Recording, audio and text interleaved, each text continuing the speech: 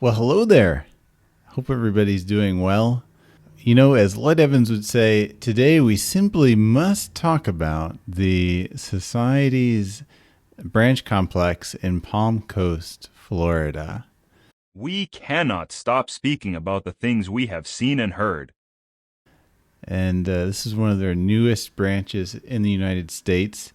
And you'll have to excuse me, I'm using a bit of tongue-in-cheek when I say the secret branch complex, because way back in the very early days of JW Broadcasting, they had about a 5-minute segment where they talked about when this Bethel complex first opened.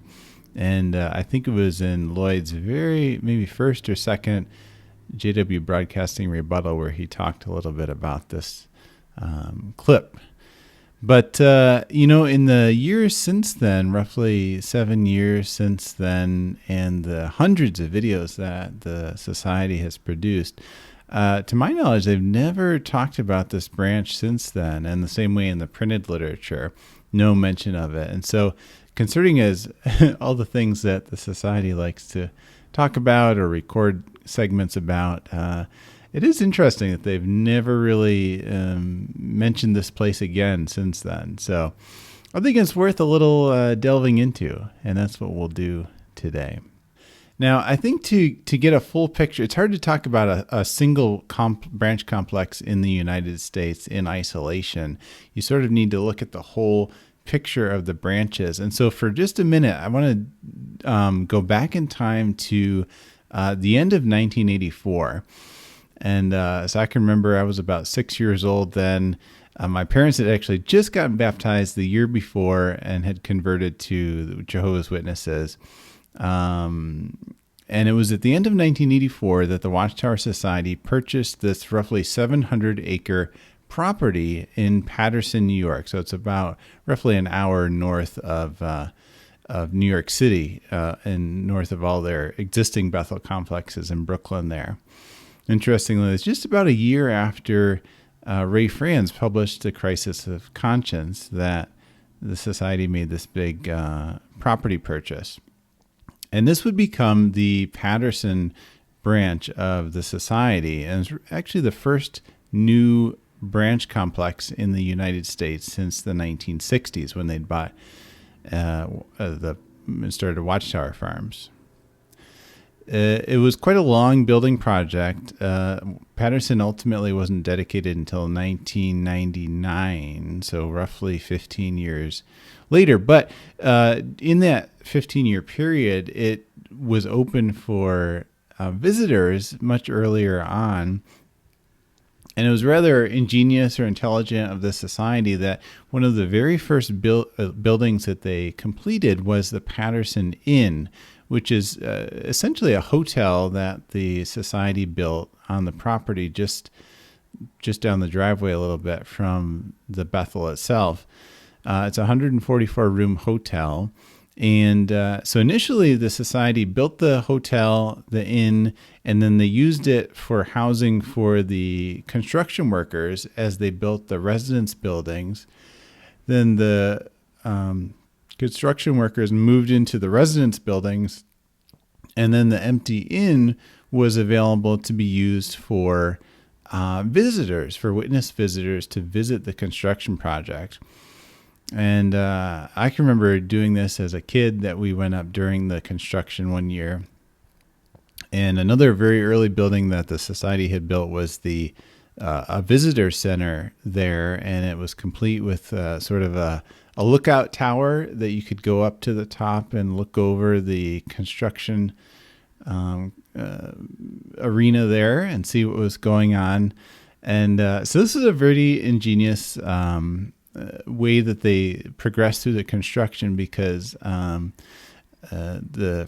witnesses could come up to the hotel there. And now it's kind of interesting because in 1984, when they were starting to build Patterson, the Society was not on the donation arrangement. It was still on the cash basis for literature and everything. So it was conceived, and so I don't think the Patterson Inn was conceived to be on a donation arrangement, but by 1990 was when they flipped over to donations. So essentially the witnesses would come up to the hotel and put in some nice donations, strictly voluntary, of course, for the staying in the hotel there. And then, and of course, by the way, there were special drives in the congregations to donate for the Patterson construction. So they were donating at home, then they would come up and donate for staying in the hotel. And then you could go out and go up to the tower and look over the construction and hopefully be, inspired and excited by what was going on and maybe make a little more donations for the construction there. So it was pretty good thinking the way they progressed through the construction there. And yeah, I can remember visiting, and it was very cool to see what they were building there in Patterson. You could say it was going to be a really nice complex when they finished. And so what was the purpose of Patterson there? Well, as the name implies, it was the Watchtower Education Center. So that was going to be the main thrust, that the schools that the Watchtower Society ran would be headquartered there, and some other departments as well, as we'll see. So the 1999 yearbook gave some more information about the various departments that would be there. It mentions a portion of the engineering department, the service department, the correspondence division of the writing department, translation services, the legal department, and the art department would all be put into Patterson. And then, as we mentioned, the schools as well. So Gilead School moved to Patterson in 1995. There's also the School for Branch Committee Members was run out of Patterson. And the last major department the societies mentioned being placed there was audio video.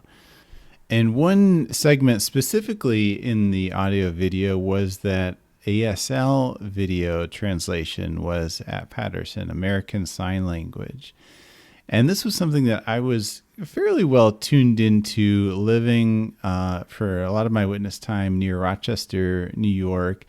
And Rochester has a thriving deaf community, largely due, it's the second largest deaf college is located in Rochester, the second largest in the U.S. So the first is Gallaudet University in Washington, D.C., and the second largest is NTID, the National Technical Institute for the Deaf, which is part of RIT, the Rochester Institute of Technology.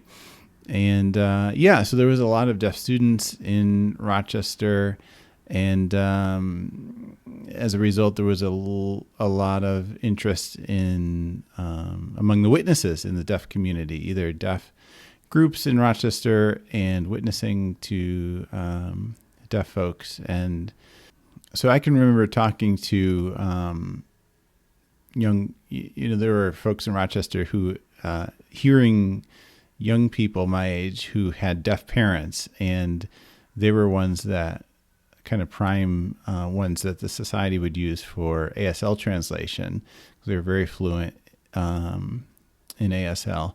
And I can remember one young brother talking about the recording studios at Patterson being very impressive. And one fact that sticks out to me was that the floors were suspended, and I forget if it was the concrete slab was suspended on air suspension or on springs built into the floor, but the floor was completely isolated from the ground so that, for little earthquakes or things like that, the recording would still be perfectly stable.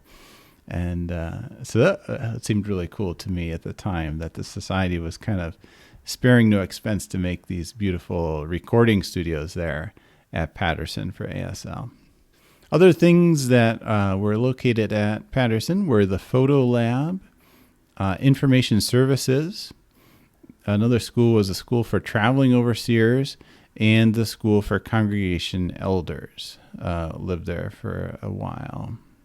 Now, an interesting thing to remember is that Patterson was created and designed by the architects in the 1980s. So this is well before JW Broadcasting ever came along. And so although it did have very well-designed audio-video facilities and recording studios and that type of thing, what the society was doing in that time period was much different scale than we see today. They were making maybe one video a year. And this was the era, of course, of VHS video cassettes. There was no streaming video. There was no DVDs, no Blu-rays, no Adobe Photoshop. So it was a much different concept of what AV production was when Patterson was built. And what was the cost of this branch complex that the society built? Well, there was an article in the Kingdom Ministry, December 1991. In the article, they quote a New York Times article about Patterson. The New York Times put the value of the Patterson branch at about $130 million. Now, the Kingdom Ministry article went on to say, with volunteer help, the final cost of the project will probably be less than half of that, but it will still be very substantial. Millions of dollars are now being spent each month, end quote. So taking them literally, they're saying Patterson cost less than $65 million. And so how much less, I'm not sure. I guess we could just kind of roughly say, Patterson cost maybe $50 million to build. So that was the cost of it. The value is maybe double that in real estate terms. But so it just kind of gives us a kind of a ballpark area for Patterson, and probably helps us give a little idea of where the Warwick complex comes in as well, cost-wise. Maybe the property, the land that Warwick is on, is much smaller. It's less than half the size of the property, but the buildings, the facilities are designed roughly for the same amount, roughly 1,000 to 1,200 Bethelites. So probably, $40 to $50 million into Warwick as well. And well, that sounds like quite a bit, that maybe $100 million the society's into for these two complexes of Patterson and Warwick. We have to balance that against what they made by selling off all the Brooklyn properties in the 2000s. And it's really helpful. There's a Dark Spilver post on the XJW subreddit, which has some really nice information on the real estate transactions. When I mentioned Dark Spilver, you probably think of the lawsuit the society sued him for copyright infringement there. But at one time, Dark Spilver was a very prolific poster on the XJW subreddit. And basically, when you add them all up, it was somewhat over $2 billion. So you compare that $100 million versus $2 billion, definitely a nice move on the society's part to move out of New York City. So as we said, the Patterson construction ran from about the late 80s until the late 90s. Then there was a pause on construction in the society, and about 10 years later, a major expansion project began at Wallkill at Watchtower Farms. And one thing about Wallkill is basically since the day it was bought, it has always been under low-key construction and expansion since 1963 there. But particularly there was this one major push that we're talking about from about 2009 to 2016 where they did a major expansion at Wallkill. Now, interestingly, in the 2017 yearbook on page 10, it mentions that some things that were going into this new expansion at Wallkill was the United States Branch Committee, the Service Department, and other United States branch departments went to Watchtower Farms.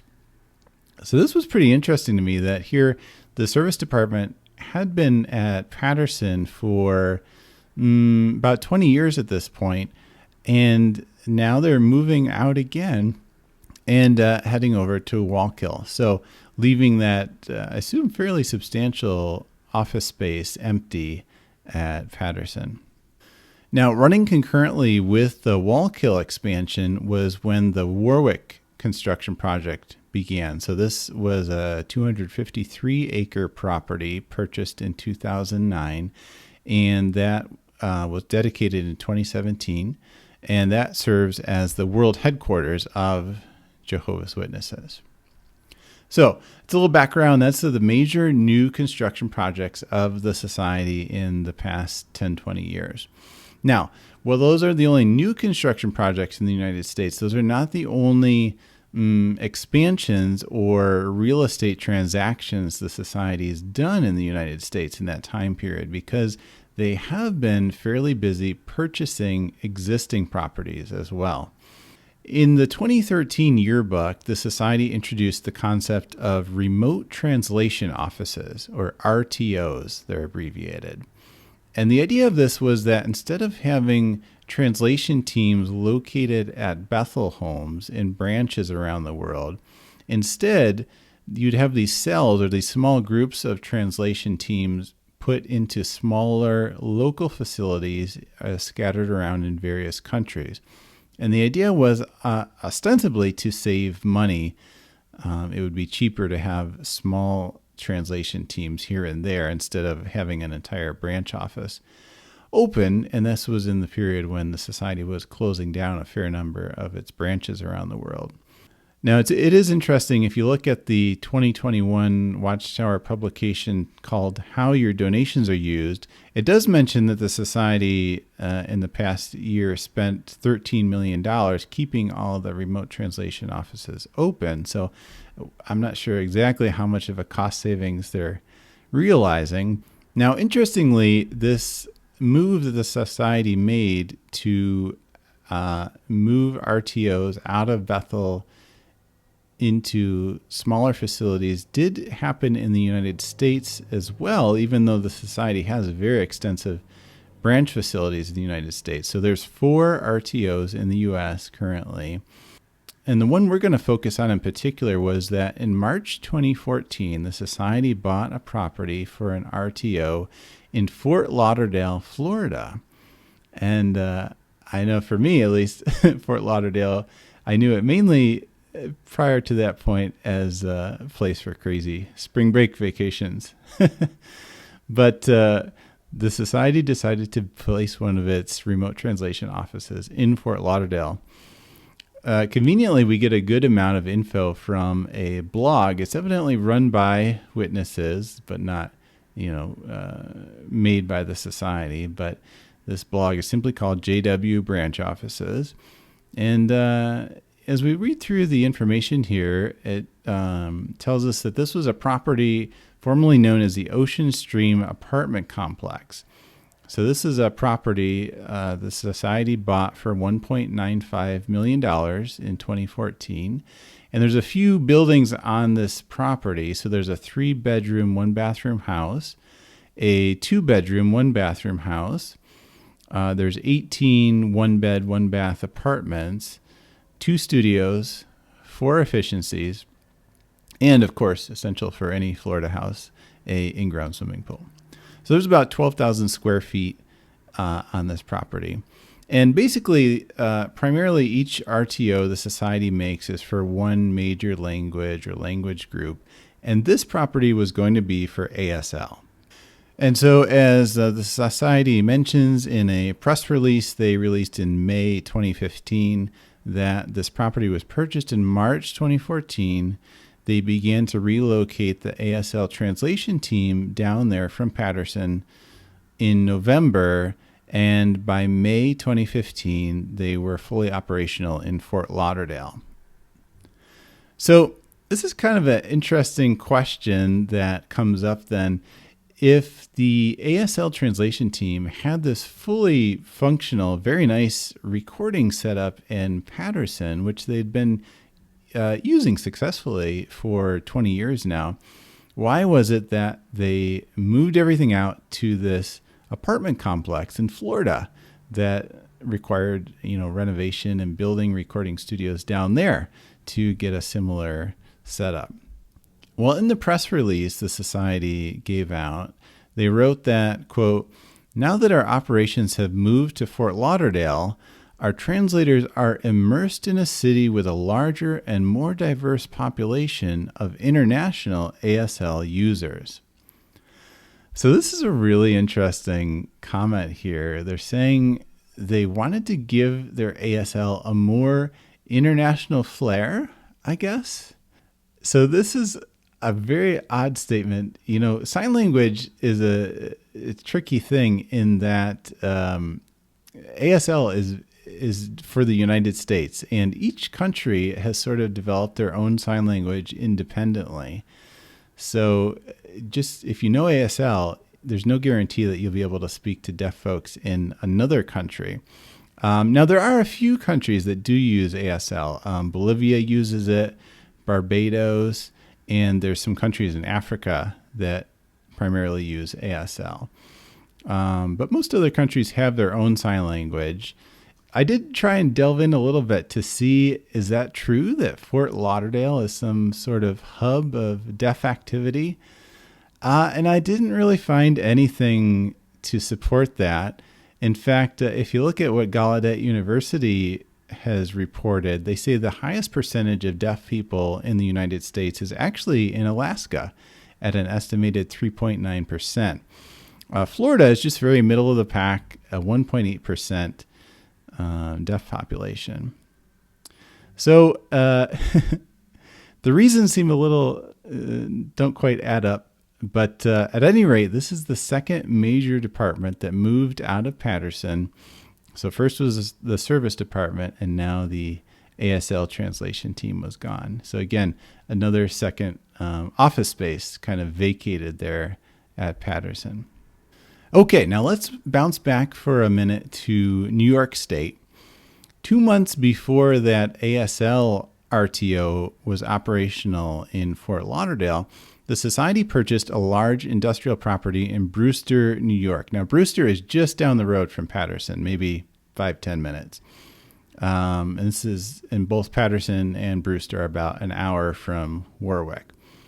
So this building that they bought is located on Mount Ebo Road South, and the Society refers to it, not surprisingly, as the Mount Ebo facility. And when they bought it, it was a large warehouse, essentially. It was a 93,000 square foot industrial warehouse with high ceilings. It had 3-story ceilings inside.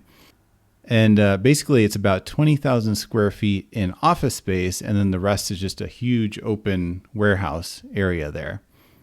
So they bought this in 2015. The Society paid $6.1 million for this property.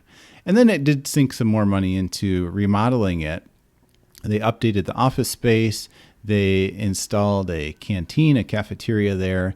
And maybe the main thing, they soundproofed all the walls in the warehouse space.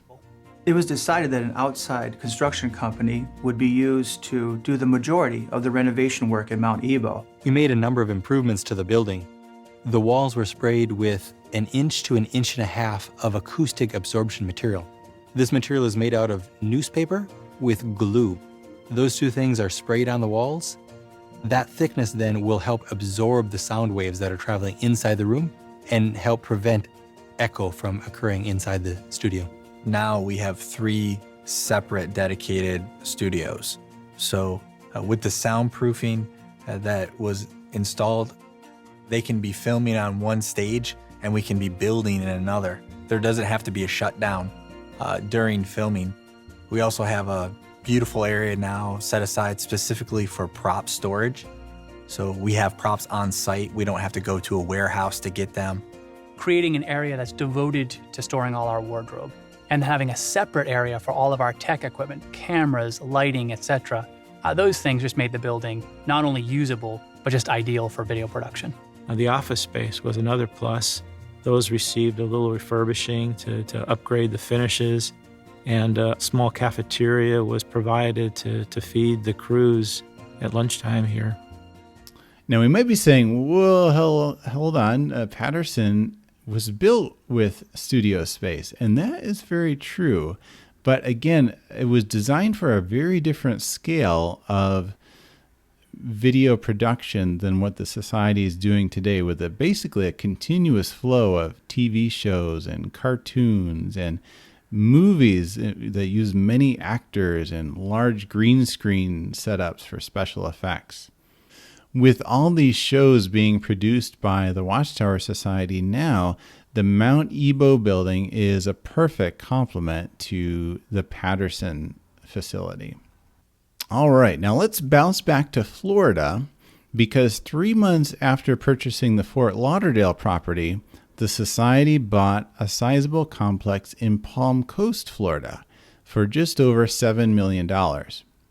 Now, Palm Coast is about 40 minutes north of Daytona Beach. It's on the east coast of Florida. And this property was an old college campus. So it's about a 13.5-acre property. It has a large main building with 9 classrooms in it, a kitchen and a dining room. And then there's 2 buildings with dorms. So there was a total of 200 dorms when they bought it. The campus was owned by Embry-Riddle University. So that's a private aeronautical university in Daytona Beach, Florida. So they used it for a while, and then the FAA, the Federal Aviation Administration, leased it from Embry-Riddle for a few years, and they used it as a training facility for FAA staff. And they let their lease expire in 2012. And at that point, the campus just kind of sat empty for a couple of years until the Society bought it in 2014.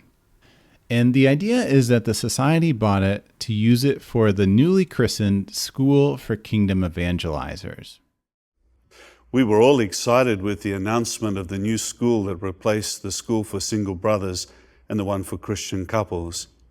It is the School for Kingdom Evangelizers with an all-new curriculum.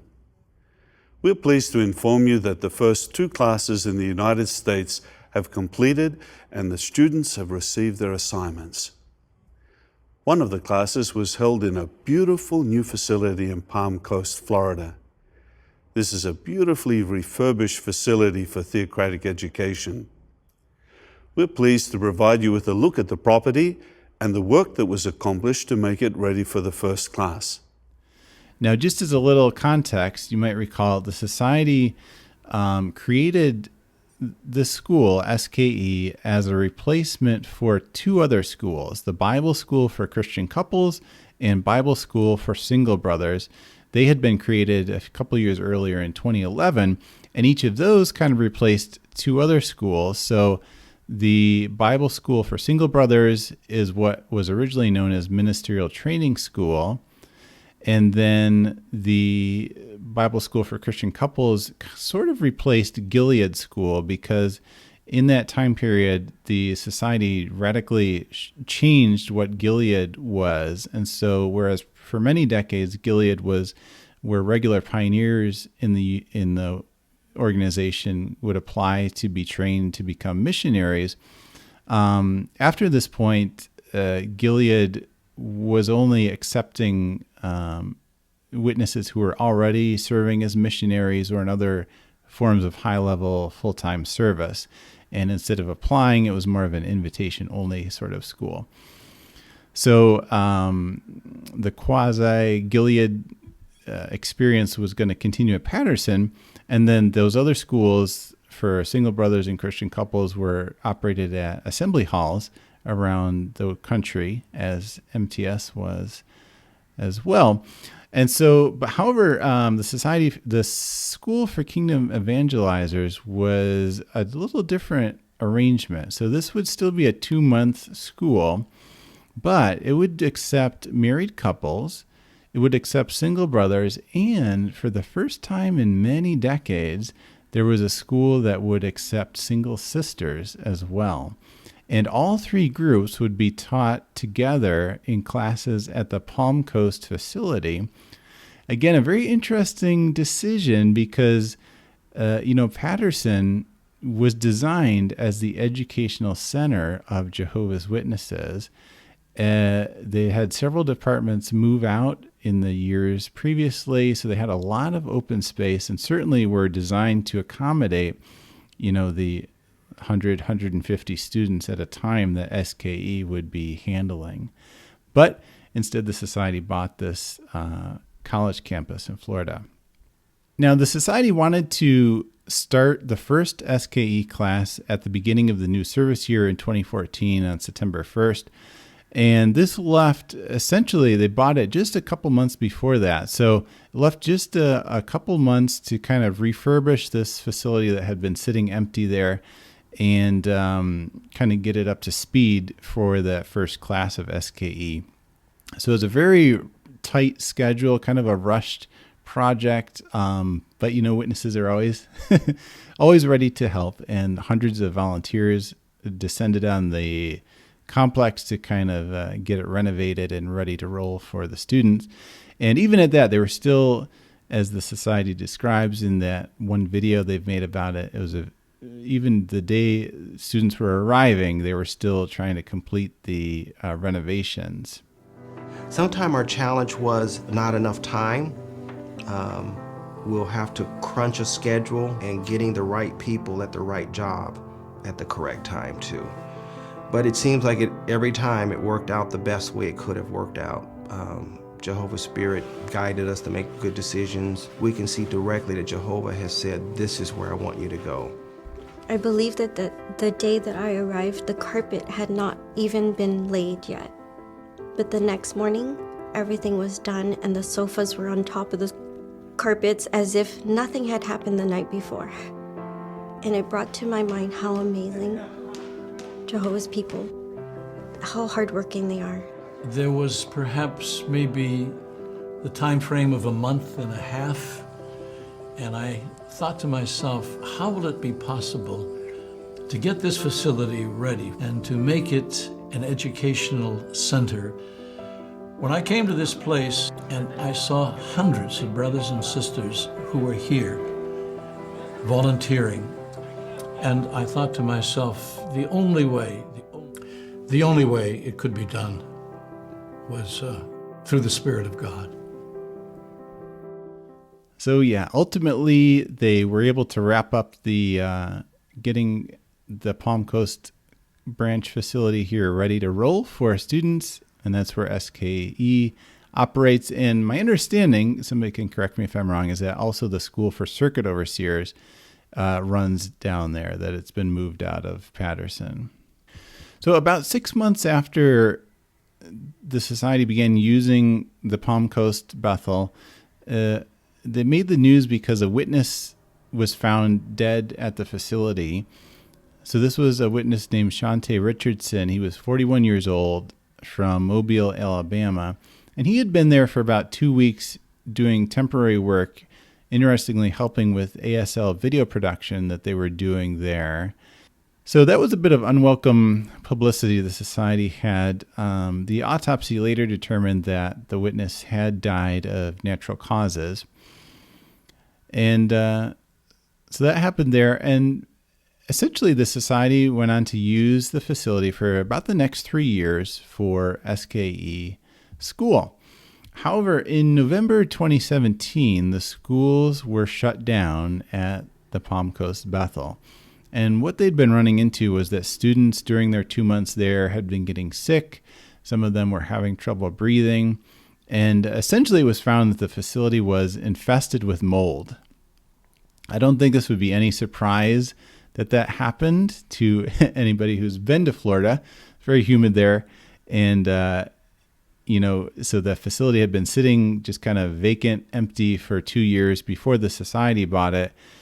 And then there was a very rushed schedule to start using the facility there. And unfortunately, it seems like maybe it was just a little too rushed. And so ultimately the branch had to be closed down and just essentially gutted. There was extensive renovations that were done in the next year at Palm Coast. So the entire roof was replaced. All the moldy drywall was torn out and replaced. The kitchen and dining room were renovated. All the dorms were redone. So it kind of shifted the value proposition for the society. So the society had bought it for about $7 million there. And at that time, when they did that, it was appraised at almost $9 million. So that was a pretty good deal the society got. However, those repairs, as you look at the city construction permits that were issued there, they spent about $4.5 million on renovation to the property in 2018. And the most recent property appraisal I could find is $9.8 million. So the society has about $11.5 million into the property. So they're about $1.7 million in the hole compared to what the property's value is. And so that's kind of interesting. Usually the society is very savvy about its real estate transactions, but this is a little rare misstep, it seems like, where they're actually lost money on this property. A newspaper article when the society issued its press release or whatnot that the place was reopening mentions there's 24 rooms for instructors and support staff and 138 rooms for students now on the property. Now, unfortunately, so it reopened there and then very quickly kind of halted again with the COVID pandemic. And I believe essentially all Watchtower schools are halted currently, other than Pioneer schools, which are being, I believe, done over Zoom still. But no SKE, none of the other schools are being conducted. And so basically we have this situation again where the Palm Coast Bethel facility is just kind of sitting there empty at this time. And I think, again, we can kind of raise the question, why did the society feel the need to spend now more than $10 million on this campus in Florida when it has this beautiful, if you've ever been to Patterson, it's a very beautiful complex there, just kind of sitting half unused at this point. It could certainly handle the students coming into SKE. And certainly probably at this point, you're starting to think, well, do they not want to use Patterson anymore? Are they trying to kind of slowly wind down the operations there? So that's an interesting question to think about. So we've discussed the departments that have been transferred out of Patterson since its completion, the service department, the ASL translation, and most of the schools that the society has. Other departments we know that were there at one time is the photography department. And I think we can assume the photography department today is much different than the one than when Patterson was designed in the 1980s. So now everything's digital. And I would have to imagine a good chunk of the work now is being done by remote worker Bethelites instead of on site anywhere. So that may be downsized somewhat. I guess the question, maybe the easier question, is what's actually left at Patterson? Well, as you look through the tour brochure that the society has for Patterson, it basically highlights 4 departments that are at Patterson. So the first is the 2 schools that are left there. So you have Gilead in its present kind of shrunken form, and the school for branch committee members. So those 2 are both still run out of Patterson at the moment. The second department still left is the art and video department. So again, headquartered at Patterson and then now using also those movie studios just down the road at the Mount Ebo building. The third department still left is the recording. So the society still does some music recording and dramatic Bible readings in the recording studios at Patterson. Now, it's not the only branch that the society uses for that. I think they do a fair amount of recording out of the Netherlands branch. And then I believe they do some out of the Japan branch as well. So those 3 locations. And lastly is the legal department is located at Bethel. Now, I will say there may be some division of duties there because if you look at the contact info for legal, the General Counsel for Jehovah's Witnesses actually has a Warwick contact address, whereas the General Counsel for the Watchtower Bible and Tract Society of New York has the Patterson address. So there may be some split there where some of the legal staff is located at Warwick and the remainder is still at Patterson. But I tell you, that's about all that's left at Patterson as far as we know. One department that was there, the correspondence division of the writing department, seems to have moved over to Wallkill. And so if you look at the address on JW.org now, if you want to write the society, it's the Wallkill address. The engineering department at one time was there. Now, I'm not sure. The worldwide design/construction department is located at Warwick. And I'm not sure whether the engineering department falls under that division. So I'm not sure about that. Now, one interesting thing to think about is, where is the finance division of the Watchtower Society? And I would challenge anybody to try and figure out where the money departments are at Bethel in the United States. I couldn't find a single reference on jw.org or in the Watchtower online library about where those departments reside. You can find one or two references about accounting departments at other branches in other countries, but it's basically a black hole in the United States as far as where the accounting department is, or investments, or even the real estate division of the society, where those offices are. Now, one interesting clue is that the charitable giving office's address is listed at Patterson. So it is possible, perhaps, that the finance side of the society is located at Patterson. Don't know for sure. So at any rate, it's hard to imagine that the number of Bethelites left currently at Patterson is anything close to the 1,000+ number it was originally built for. And I would just have to imagine that big sections of the branch are sitting empty currently. It has to be pretty deserted serving at Bethel.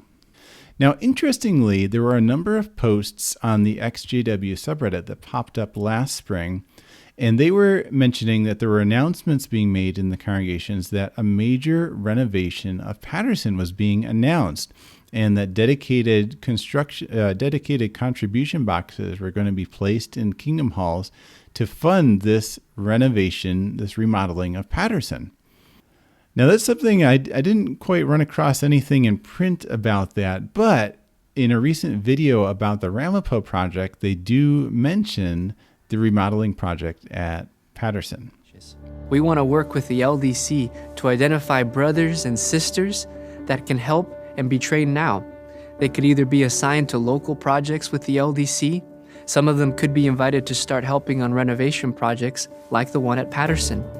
So this is interesting. Here you have this facility that's barely being used anymore, and yet they're talking about doing a major renovation of the complex. And I mean, really, I don't think anybody can help but wonder, are they just refurbishing it to get it ready to put it up for sale?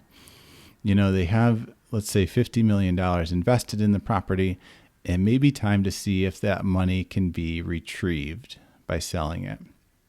Now, this is something interesting to me, and I think in my head I conceptualize it as dead-end purchases.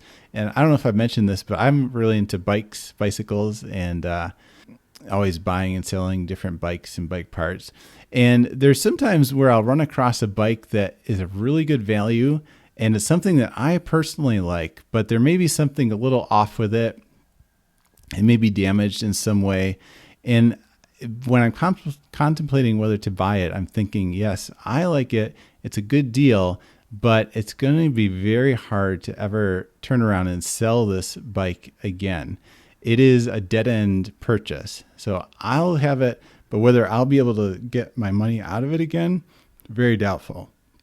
I think for a large extent, the properties that the society's built in upstate New York, in comparison to what they used to have in Brooklyn, those newer branch complexes are dead-end properties for the society. They were a good deal, but will be very difficult to ever turn around and sell. And really you have to think about it. Who would ever buy these complexes that they have up there? You know, I don't think a business would really buy these buildings.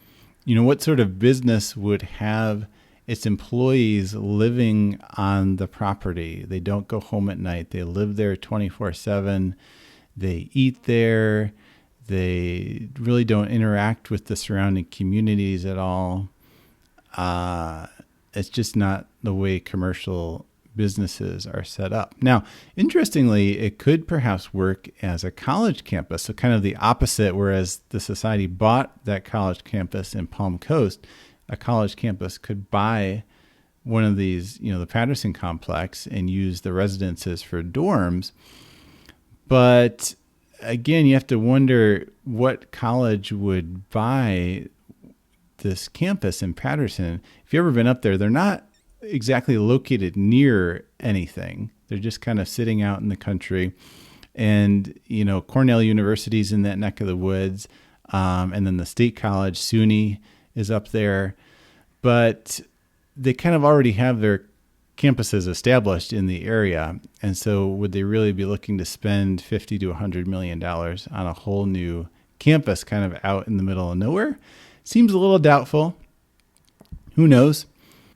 Another possibility, maybe the most likely possibility, is selling it to another religion, I hate to use the word cult, but it would be a very nice cult compound.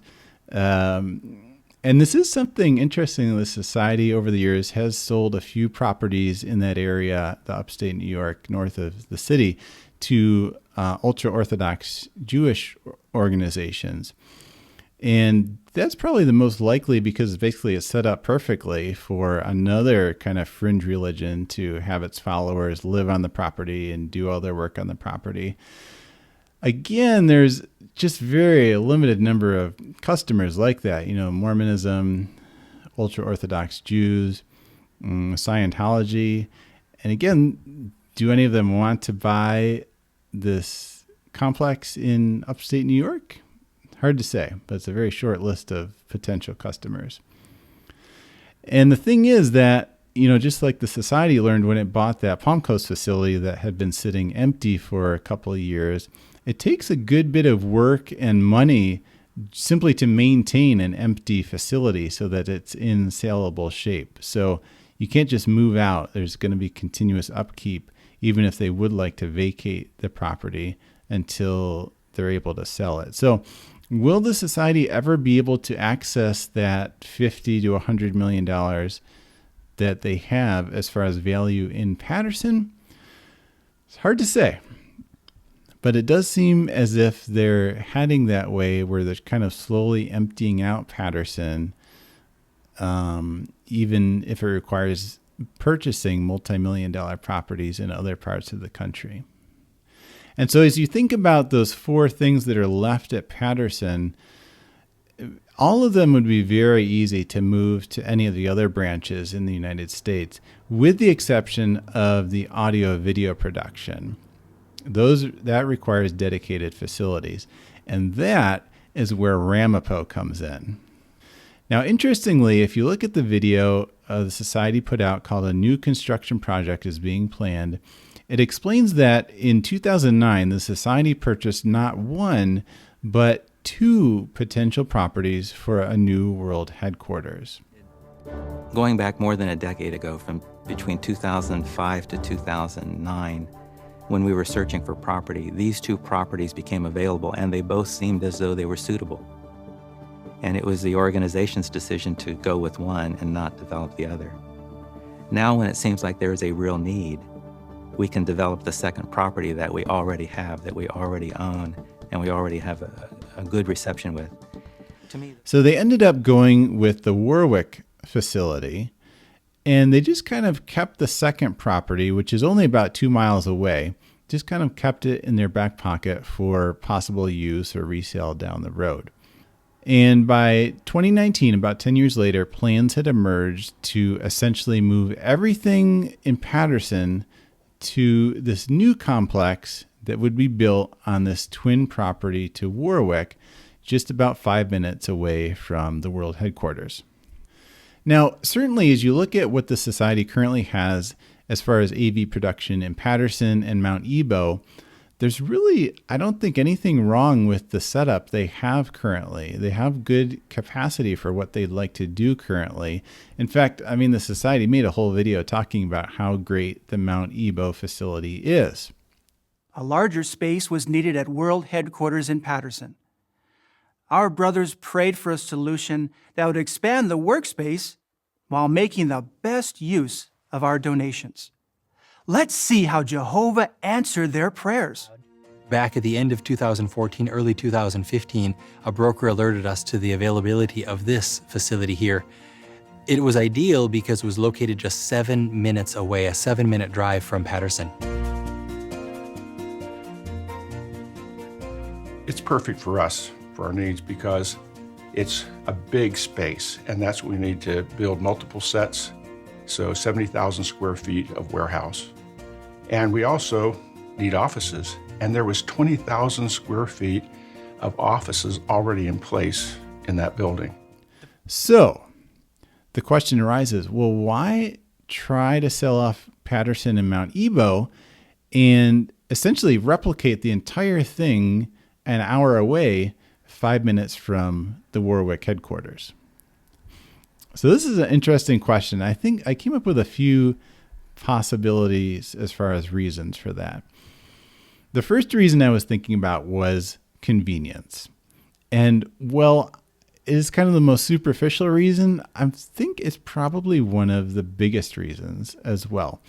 And so the thing is, all the action in the society, it's not really in writing anymore or Gilead. The action is in movies. And while the society has a great movie studio set up now at Mount Ebo, the thing is that the governing body in Warwick have to drive an hour each way to get to those movie studios. The teaching committee loves what the department is doing for the Worldwide Brotherhood. They care deeply not only about facilities, but the people that are doing the work. And so we planned a trip up to see the new facilities and also to give some words of encouragement to the hardworking brothers and sisters there. And that's a long commute versus if you could just drive in a golf cart 5 minutes down the road to watch the latest movie scenes being shot.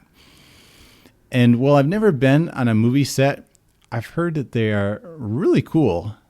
I mean, you think about Universal Studios in Florida, people pay $100 a day just to simulate being on a movie set and to tour through that. So to be on the real thing is a very cool thing from what I've heard.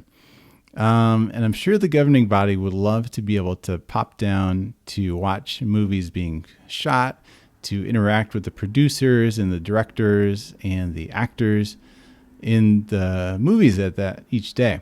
Now, is that a good enough reason to spend $50 million to save an hour commute, to cut your commute down from an hour to 5 minutes? Well, that's a good question. Now, a second reason I was thinking about that they might want to move everything to Ramapo is that construction projects in Jehovah's Witnesses are exciting things to do.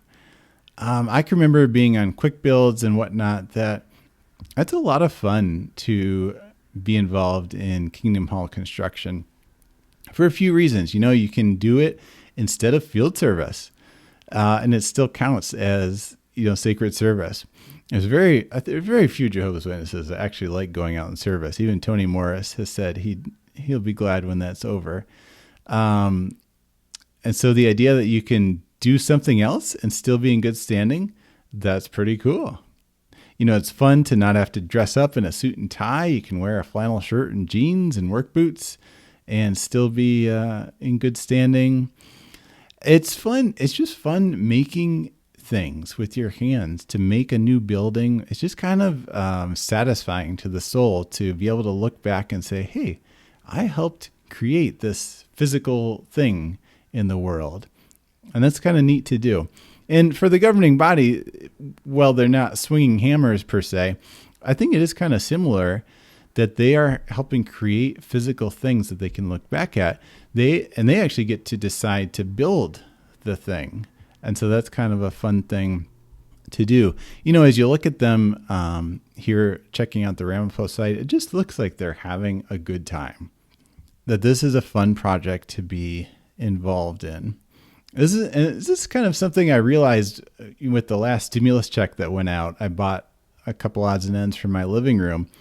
And it is pretty fun to be able to remodel something or build an addition or, you know, jazz up your apartment, your house. And I will say even more so when it's not your own money that you're spending. It's just fun to make something a little nicer than when you started. And so to a large extent, I think it's the same way with the governing body when they decide to do a building project. The thing is, we have to remember the governing body, none of them were well off in any respect before becoming governing body members. They were all in full-time service generally. As you look at Mark Sanderson, for example, if you look at his records in 2007, so well into his ascent through the organization up to the governing body, he was driving an 18-year-old Toyota Corolla. I mean, very sensible decision, but not flashy at all. His parents, when he became a governing body member, his parents were living in a mobile home. Not wealthy at all. The house that the Morrises, Tony Morris and his wife Susan, bought before going into circuit work, it was 1,200 square feet and had one bathroom for them and their two boys. They were not wealthy people. Now, and that's not to say that the governing body is rich now. They're taken care of, but I don't think they're raking in the money in private bank accounts in the Cayman Islands. But they are stewards of literally hundreds of millions of dollars each year in donations. And I feel like it just has to be a rush to be able to greenlight a $50 million construction project, to play with that kind of money nowadays. And they can really kind of justify it. And they're not building themselves multi-million-dollar apartments and that kind of thing. They're spending the money ostensibly to benefit the witnesses, the brothers and sisters. And so it's kind of an unselfish act that they can justify from that standpoint. And really, if they're ever unsure, they can just walk down to the Bethel lobby and just see all the smiling faces in non-pandemic times to see how happy Bethel facilities make the rank and file witnesses. They just get that constant positive reinforcement that, hey, this is the right thing to do. Another reason I think it's that they might build Ramapo is that each generation of JW leadership wants to leave their mark on the organization by doing a big construction project. And it's kind of interesting as you look back that very regularly, roughly every 20 to 30 years, the society launches a brand new complex in the United States. So in the 40s, they built Kingdom Farm. In the 60s, they built Watchtower Farms. In the 80s, they built Patterson. Then there was about a 30-year gap. In around 2010, they built Warwick. And now around 2020, they're building Ramapo. And as you think about the makeup of the governing body, there is constant turnover as members die off.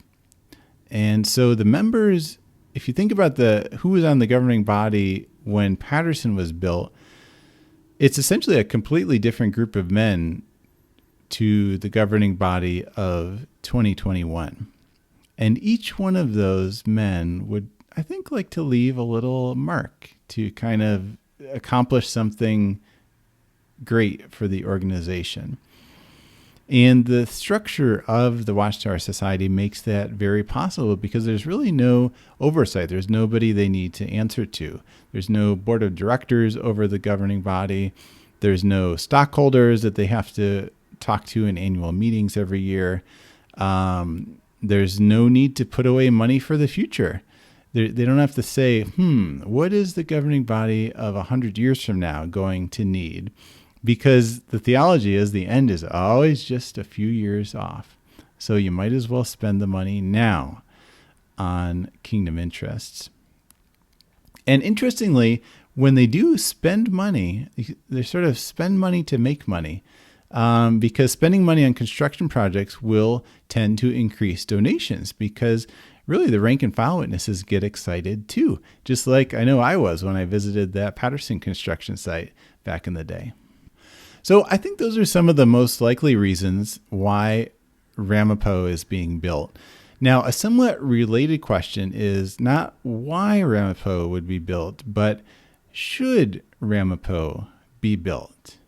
In other words, if witnesses are the true religion, does the true religion need to build movie studios? And this is a very interesting question to think about. It's something I wrote about a little bit in my book, that according to witness theology, really every right-hearted individual will be preserved by God at Armageddon. And they use as kind of a template where Abraham's arguing with God about Sodom and Gomorrah and saying, hey, what if there's 30 righteous people in there? Are you going to destroy it? What if there's 10 righteous people? And God says, nope, we're going to. And so Jehovah will carefully preserve every righteous person at his judgment day, even if they've never encountered the message of Jehovah's Witnesses. Really, people are better off if they don't encounter Jehovah's Witnesses, because there's only downsides. If they're not interested, then they're kind of more slated for destruction. So they're better off never hearing about it in the first place, because Jehovah will preserve them to give them the opportunity after Armageddon to become his followers. And really, that kind of raises the question that if you follow it to its logical conclusion, something I never really thought about as a witness, but then what is exactly the point of the preaching work? It essentially is just busy work at that point. It's something to occupy your time, to keep you too busy to really kind of think about things. And incidentally, for many years until 1990, the preaching work required witnesses to buy billions and billions of books and magazines and literature from the Watchtower Society. And I think what I would argue is that no, the truth would not need to be flashy to be attractive. The truth doesn't need to be exciting. It doesn't really even need to be super well known. The truth is the truth, and right-hearted people who encounter it will recognize that ring of truth and be kind of drawn toward that. And it's not something that would require movie studios or special effects or anything of that sort. Now, on the other hand, what if, for the sake of argument, Jehovah's Witnesses are just a company that is selling a product? They're selling the answer to life, the universe, and everything. When I say selling, I don't necessarily mean exchanging for cash. I'm just saying they're competing for eyeballs in a very crowded marketplace. So much like Pepsi is competing with Coke and competing with Dr. Pepper for market share of the soft drink market, for this limited pie of consumers who will purchase their product. Well, what if we say that the Watchtower is competing for the hearts and minds of religious-minded people? They're competing with Mormons and Unitarians and Catholics and Pentecostals. They're competing for this limited pie of religious people, which seems to be shrinking a little bit each year. And there's only so many religious people to go around to fill all the seats at kingdom halls and churches and synagogues and mosques and that kind of thing. Well, if that's the situation, then yes, it does make perfect sense that religions like Jehovah's Witnesses and Mormons, that they would invest $50 million into a media center to produce beautiful, captivating videos that tug at people's heartstrings and move people to be emotionally invested and, down the road, financially invested, to open their pocketbooks and support this religion. Because that's the funny thing. God will do so much, as the society has said over the years. It helps build branch complexes and TV studios more quickly. Jehovah will send storms to deliver sand to construction projects. But somehow the one thing he never does is provide the cash to his earthly representatives that they need. And I just don't remember Jesus mentioning that the true religion would have to be the biggest, would have to have the most followers, the most languages translated, the finest movie studios. Now, I do remember him saying that even where one or two persons were gathered, that's where he would be. I don't remember him saying that spirituality would require studio sets with 3-story green screens for special effects, that it would require making a Christian music video every month or two. Now, I do remember the Bible talking about the secret person of the heart and a quiet, unadorned spirit. In fact, it's interesting what the Insight book, if you look under the heading for adornment, what it has to say, which it's talking literally about adornment, but I think we can make an application as well. It says, "How appropriate, therefore, is Peter's counsel to women in the Christian congregation not to put emphasis on the external braiding of the hair and the putting on of gold ornaments or the wearing of outer garments, but to let their adornment be, as with the faithful women of old, the secret person of the heart, in the incorruptible apparel of the quiet and mild spirit." The Apostle Paul points out that the Christian can, by fine works of incorruptibleness in his teaching, seriousness, wholesome speech, and right conduct in all his ways of life, adorn the teachings of God, making them attractive to others. So, while the Insight book is talking about literal women wearing literal gold ornaments and fancy hair braiding, I think in principle, doesn't it hold for Jehovah's Witnesses as an organization? You know, there's really no need to have a $50 million branch complex, to have state-of-the-art movie studios and rendering software and monthly streaming TV shows. Those things kind of seem like the fancy hair braiding and the gold ornaments that Paul was warning about.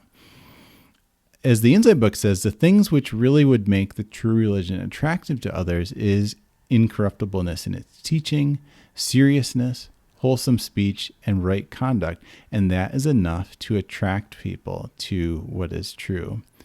So perhaps maybe the society needs to heed a little bit of its own counsel. Now, another interesting question is, does the society have the $50 million to build Ramapo? So that's hard to say. The common thinking is that the society is asset rich but cash poor, and that its assets are primarily tied up in real estate. And so from that perspective, it makes sense that Patterson would need to be sold to help fund the Ramapo construction. And again, whether that will happen anytime soon is anyone's guess. The society said it's shifting to using more commercial contractors instead of having witnesses do everything. And while that's probably quicker and more efficient, the thing is that doesn't mean paying in cash and not stringing people along for a promise of future donations that'll be coming in.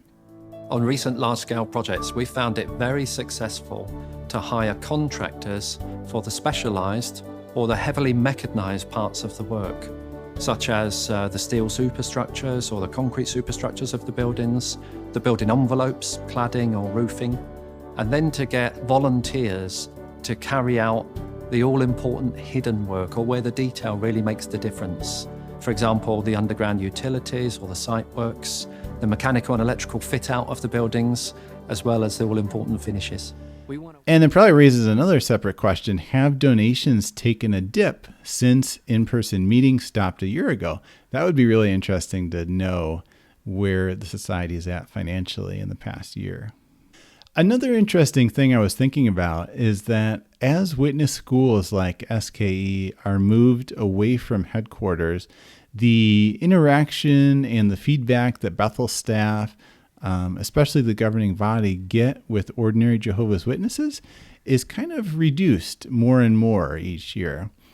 In the olden days, there was kind of this constant flow rotating through Bethel of students at every level, ranging from branch committee members from different countries to circuit overseers to elders to just pioneers that were going to Gilead School. And so each of these witnesses had some opportunity to some extent to kind of mingle with high-level Bethel leaders and the governing body. And in turn, those leaders could get a sense of how the policies they laid down were affecting ordinary congregation members. Now what you see is that with SKE being moved down to Florida, in effect, it kind of means an increasing isolation of the governing body and governing body helpers from the ordinary rank and file.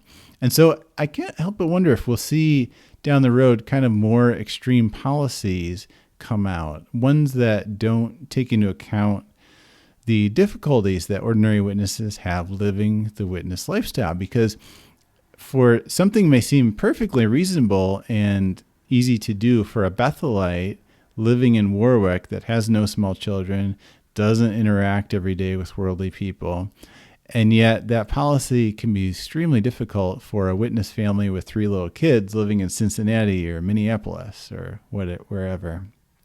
And the trouble is that the feedback that the governing body gets is filtered through layers. So the circuit overseers are kind of the frontline guys getting the reports from each congregation. And then their reports go off to the service department. And then that goes off to the branch committee. And then that goes to governing body helpers and to the governing body. And speaking from experience, it's hard to give your boss bad news or speak hard truths to them. You tend to try and soften it as much as possible, especially if it's a policy they invented. And so as you get that effect moving through 4 or 5 layers of management in the society, I don't think it'd be any wonder if the feedback the governing body is getting about their decisions doesn't bear a lot of resemblance to what's actually going on the ground. Now, for the towns that the society moves into, that it builds complexes in, I think it's a bit like if you're living in a city and Scientology comes and says, we want to build this big old cult compound in your city. That's a little scary to hear that kind of message. Now, I think Jehovah's Witnesses are probably a notch better than Scientology in people's perception, but still not a ton better. It's still kind of scary to have this fringe religious group that's isolating itself on this compound, to have them want to build a big complex in your city. And I think the society realizes this. And so, for example, in Ramapo, they've created a whole marketing website designed for the Ramapo community to reassure them that, hey, we're not scary. We're the good guys. And so you can go to this website. It's jw-avcenter.org. So that's kind of a look at what's going on with the branch complexes around the United States with the society. It is kind of a whole organism, so it's hard to talk about one branch in isolation. You have to kind of look at the big picture there. And yeah, it'll just be really interesting to see what happens in the next few years, if Patterson does get sold off, if Ramapo is built, if things continue on in Florida as they're going. Now, of course, if Armageddon happens in that time period, hey, all bets are off. The society has always said that in each generation that the new complexes it builds are designed to survive Armageddon and be the nucleus of a new world society. And yes, I guess if living forever in paradise means sitting around watching TV all day, then sure, the Ramapo complex will be perfect for paradise. And investing a fortune into new movie studios makes perfect sense in the time of the end. So we'll just have to see what happens. All right, guys. Well, thank you much for watching. Be well, and we'll catch you in the next video. Take care.